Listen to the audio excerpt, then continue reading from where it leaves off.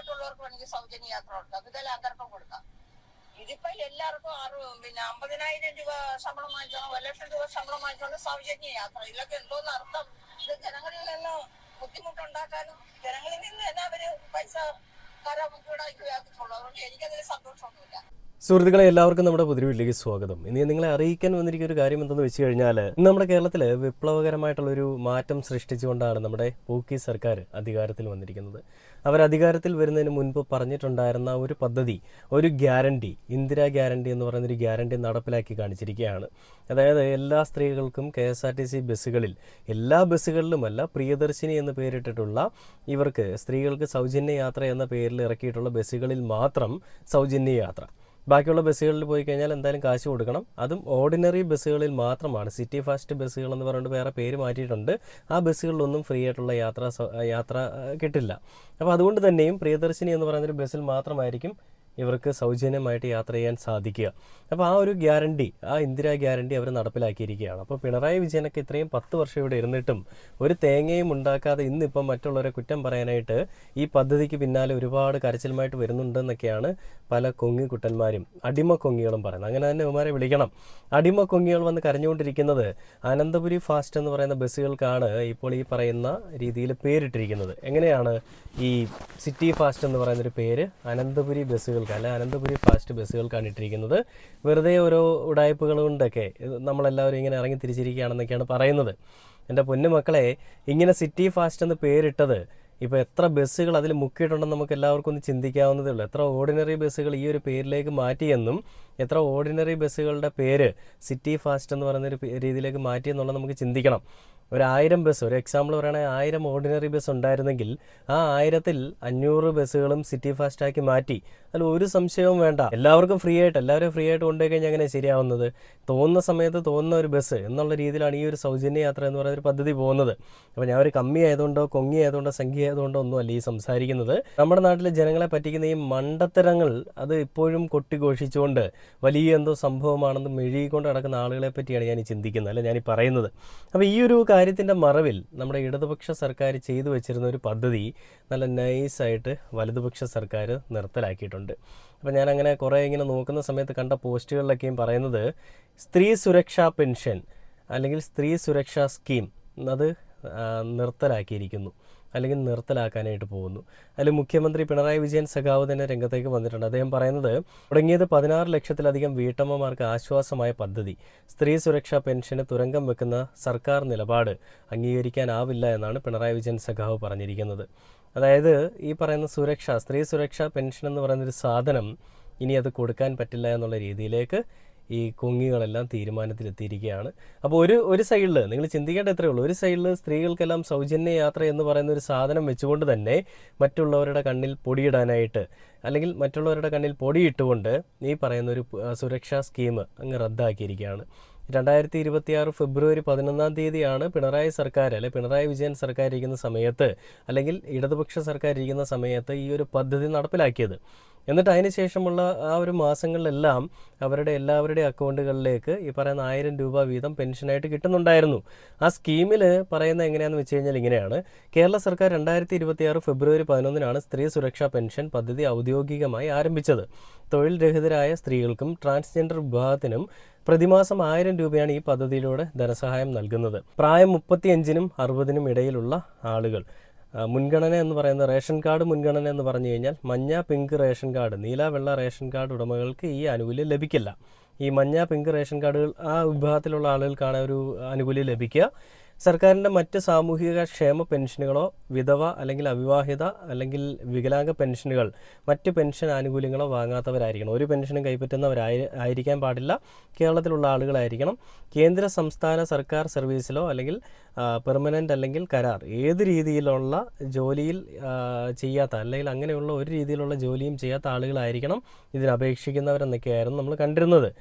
എന്നാൽ ഇന്നിപ്പോൾ എന്താണ് വന്നിരിക്കുന്നത്? ഞാൻ ആദ്യം പറഞ്ഞതുപോലെ തന്നെ ഈ ഒരു സ്കീം നിർത്തലാക്കിക്കൊണ്ട് നമ്മുടെ പൂക്കി സതീശൻ വീണ്ടും ജനങ്ങളെ പറ്റിക്കുകയാണ്. ജനങ്ങളെ എന്നല്ല, സ്ത്രീകളെ പറ്റിക്കുകയാണ്.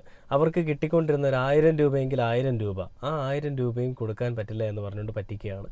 നമുക്കറിയാം ഇവർ വലിയ പ്രഹസനങ്ങളൊക്കെ നടത്തുന്നതിന് മുൻപ് പറഞ്ഞ എങ്ങനെയാണ്, നമ്മുടെ പൊതുഖജനാവിൽ പൂച്ച പറ്റി കിടക്കുകയാണ്, ആ പൂച്ച പറ്റി കിടക്കുന്ന ഖജനാവ് കൊണ്ട് ഞങ്ങൾക്കൊന്നും ചെയ്യാൻ സാധിക്കത്തില്ല, മുണ്ടും മുറുക്കി കുത്തി നടക്കേണ്ടി വരും, കാരണം നമ്മുടെ പൊതുഖജനാവ് കാലിയാണ്, ഒന്നും കൊടുക്കാൻ പറ്റാത്തൊരു സാഹചര്യമാണ്. അങ്ങനെയുള്ളപ്പോൾ നമുക്ക് പ്രത്യേകിച്ച് ഒന്നും ചെയ്യാൻ സാധിക്കില്ല. നിങ്ങൾ ആരും ഈ പറയുന്ന ജനക്ഷേമ പ്രവർത്തനങ്ങൾ അല്ലെങ്കിൽ ജനങ്ങൾക്ക് വേണ്ടി ചെയ്യുന്ന കാര്യങ്ങളിൽ ഒരുപാടങ്ങ് ആശ പുലർത്തേണ്ട, അല്ലെങ്കിൽ ഒരുപാടങ്ങ് ആഗ്രഹിച്ചിരിക്കേണ്ട, അത് നടപ്പിലാക്കാൻ പെട്ടെന്ന് പറ്റില്ലെന്നാണ് AK ആൻ്റണി എന്ന് പറയുന്ന മുതിർന്ന കോൺഗ്രസിൻ്റെ നേതാവ് പറഞ്ഞത്. എന്ന് പറയുന്നത് പോലെ തന്നെ അതിനെയൊക്കെ ഒരു യാഥാർത്ഥ്യമാക്കുന്ന രീതിയിൽ തന്നെയാണ് ഇന്ന് ഈ ഒരു കാഴ്ചകളൊക്കെ നമ്മൾ കാണുന്നത്. ഞാനപ്പോൾ ഇത് പറയുന്ന സമയത്ത് നിങ്ങളെ ഒരു വീഡിയോയോട് കാണിച്ചു തരാം. അതായത് ഈ ഒരു ക്ഷേമ പെൻഷൻ നിർത്തലാക്കിയതിനെ തുടർന്ന് പ്രതികരണവുമായിട്ട് ഒരു അമ്മ രംഗത്തേക്ക് വന്നിട്ടുണ്ട്, അല്ല ഒരു സ്ത്രീ രംഗത്തേക്ക് വന്നിട്ടുണ്ട്. ഞാൻ ആ ഒരു വീഡിയോ കാണിച്ചു തരാം.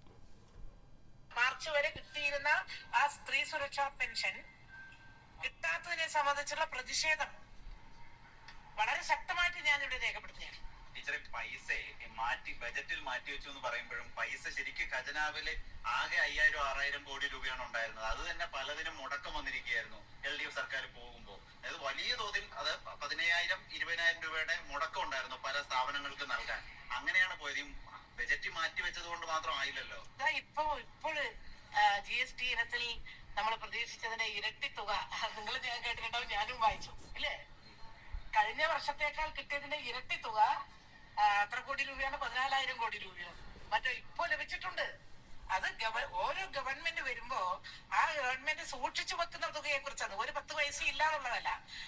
അത് നമ്മുടെ UDF ഗവൺമെന്റ് തന്നെ, ബഹുമാന്യനായ മുഖ്യമന്ത്രി ശ്രീ VD സതീശൻ തന്നെ അദ്ദേഹത്തിന്റെ പ്രസംഗത്തിൽ പറഞ്ഞു, അത് ശരിയാണെന്ന് പറഞ്ഞു. ആ തുക ബാക്കിയുണ്ട്, ഒന്നും ബാക്കി വെക്കാതെ അല്ല LDF ഗവൺമെന്റ് പോയിട്ടുള്ളത്. അത് മുൻ ധനകാര്യ വകുപ്പ് മന്ത്രി പറഞ്ഞു, അത് തന്നെ ഇപ്പോഴത്തെ മുഖ്യമന്ത്രിയും പറഞ്ഞു. അപ്പൊ നമ്മളത് മനസ്സിലാക്കേണ്ടത് എന്താ, അത്രയും തുക ബാക്കി വെച്ചല്ലോ അല്ലെ, ആ തുക ബാക്കി വെച്ചിട്ടാണല്ലോ പോയത്. ഇനി ഇപ്പൊ ഈ ഒരു മാസത്തിനുള്ളിൽ ഗവൺമെന്റിന്റെ ഖജനാവിലേക്ക് നല്ല ഒരു എമൗണ്ട് നികുതി ഇനത്തിൽ വന്നിട്ടുണ്ടെന്നുള്ള വാർത്ത നമ്മൾ കേട്ടു. തീർച്ചയായിട്ടും. അപ്പൊ ഇതൊക്കെ കാണാണ്ടാണോ?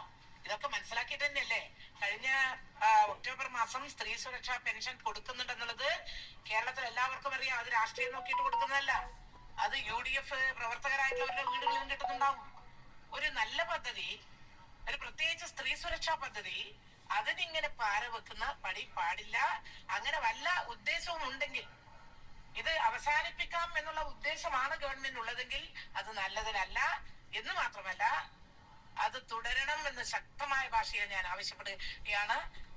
അതില് ഈ 2 മാസമായിട്ട് ഇങ്ങനെ കൊടുക്കാത്തതിൽ അവര് കാത്ത് നിൽക്കുകയാണ് സഹോദരിമാർ. അതിശക്തമായിട്ടുള്ള പ്രതിഷേധം ഞാൻ ഓൾ ഇന്ത്യ ഡെമോക്രാറ്റിക് വിമൻസ് അസോസിയേഷന്റെ അഖിലേന്ത്യാ പ്രസിഡന്റ് എന്നുള്ള നിലയിൽ ഞാൻ എന്റെ പ്രതിഷേധം ഇവിടെ ഞാൻ രേഖപ്പെടുത്തുകയാണ്. ശക്തമായിട്ടുള്ള പ്രതിഷേധം. ഇതെന്തെങ്കിലും ഇത് തകർക്കാനാണ്, ഈ പദ്ധതി തകർക്കാനാണ് ശ്രമമെങ്കിൽ ശക്തമായിട്ടുള്ള പ്രതിഷേധം കേരളത്തിൽ ഉയർന്നത്. മാർച്ച് വരെ കണ്ടില്ലേ, PK ശ്രീമതി ടീച്ചർ എന്ന് പറയുന്ന ഒരു സ്ത്രീ അതിശക്തമായിട്ടും അതിവ്യക്തമായിട്ടും തന്നെ പ്രതികരിച്ചിരിക്കുകയാണ് ഈ ഒരു വിഷയത്തിൽ. സ്ത്രീകളോടൊപ്പമാണ് ഞങ്ങൾ, സ്ത്രീകൾക്ക് വേണ്ടിയിട്ടാണ് ഈ നാട്ടിൽ എല്ലാ കാര്യങ്ങളും ചെയ്യുന്നത് എന്ന് പറഞ്ഞുകൊണ്ട് പുരുഷന്മാരെ എല്ലാം താറടിച്ച് കാണിക്കുന്ന പൂക്കി CMന്റെ ആ തോന്നിവാസങ്ങളൊക്കെ, പൂക്കി CMന്റെ ആ നിലപാടുകളൊക്കെ നമ്മൾ കണ്ടിരുന്നു. സ്ത്രീകൾക്ക് സൗജന്യ യാത്ര കൊടുക്കുമ്പോൾ പുരുഷന്മാർക്ക് എന്തുകൊണ്ട് കൊടുക്കുന്നില്ല എന്നുള്ള ചോദ്യം വന്നപ്പോൾ പുരുഷന്മാർക്ക് കൊടുത്തു കഴിഞ്ഞാൽ അത് ഞങ്ങൾക്ക് തന്നെ തിരികെ വരുമെന്ന് പറയുന്നൊരു മാസ് ഡയലോഗ് അടിച്ചൊരു CMനെ നമ്മൾ കണ്ടതല്ലേ. എന്താ അദ്ദേഹം പറഞ്ഞത്? സ്ത്രീകൾക്ക് സൗജന്യ യാത്ര കൊടുത്താൽ അതൊരു നീതിയാണ്, അല്ലെ അത് അവർക്ക് മിച്ചം പിടിക്കാൻ പറ്റുന്നൊരു സാധനമാണ്. എന്നാൽ പുരുഷന്മാർക്ക് കൊടുത്താലോ അതുകൊണ്ട് നേരെ ബിവറേജിലേക്ക് പോകും അത്രേ. അങ്ങനെയാണ് VD സതീശൻ കേരളത്തിലെ ജനങ്ങളെ കാണുന്നത്. അങ്ങനെയെങ്കിൽ VD സതീശൻ ജി, നിങ്ങൾക്ക് വോട്ട് ചെയ്യുന്ന ആളുകൾ കുടിക്കാത്തവർ മാത്രമായിരിക്കണമെന്ന് എന്തുകൊണ്ട് നിങ്ങൾ നേരത്തെ പറഞ്ഞില്ല? നിങ്ങൾക്കിപ്പോൾ വോട്ട് വേണ്ട സമയത്ത്, അല്ലെ വോട്ട് ആവശ്യമായിരുന്ന സമയത്ത് പുരുഷന്മാരെ, സ്ത്രീകളെ എല്ലാവരെയും, കുട്ടികളടക്കം വേണമായിരുന്നു. എന്നാൽ വോട്ട് കിട്ടിക്കഴിഞ്ഞ് ഒരു സൗജന്യ യാത്ര എന്ന് പറയുന്നൊരു പദ്ധതി നിങ്ങൾ യാഥാർത്ഥ്യമാക്കുമ്പോൾ നിങ്ങൾ ആ പുരുഷന്മാരെ തള്ളിപ്പറയുകയാണ്. നിങ്ങൾ പറയുകയാണ് പുരുഷന്മാരെല്ലാം കുടിയന്മാരാണെന്നുള്ളത്.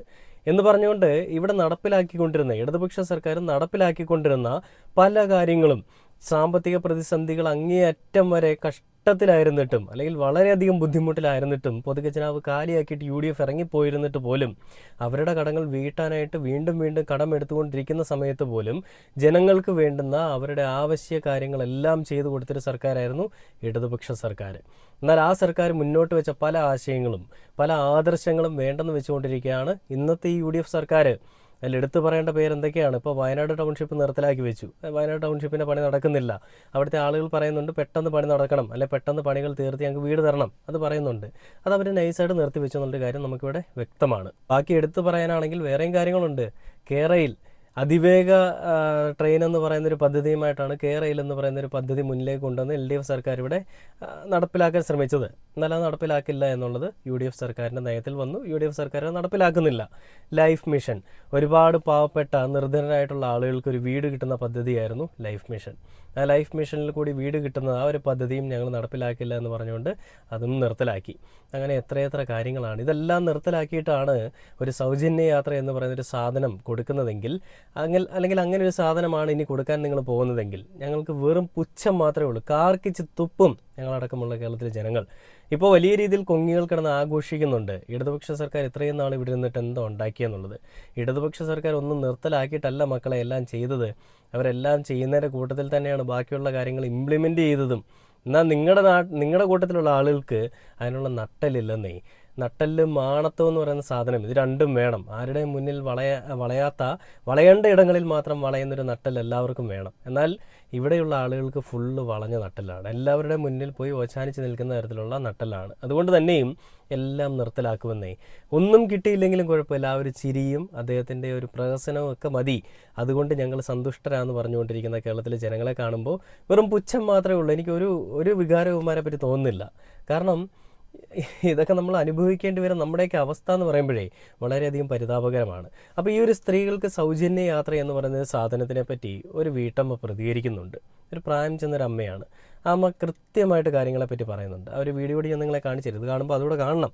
സൗജന്യ യാത്രയാണല്ലോ ഏറ്റവും വലിയൊരു ഇമ്പാക്റ്റ് ഉണ്ടാക്കിയൊരു കാര്യം. അവിടെ കണ്ടുപോകാം.